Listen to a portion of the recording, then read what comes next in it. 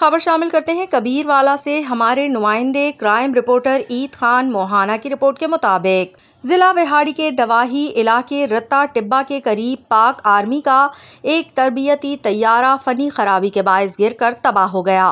खुशकिस्मती से तैयारे में सवार दोनों पायलट बरवक्त इजेक्ट होकर महफूज रहे और किसी किस्म का जानी नुकसान नहीं हुआ।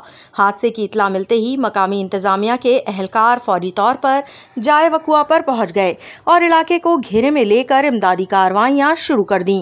मकामी शहरियों के मुताबिक तैयारा एक ऑयल डिपो के करीब गिरा, ताहम अल्लाह ताला के फजलो करम से कोई बड़ा सानहा रोनमा होने से बच गया।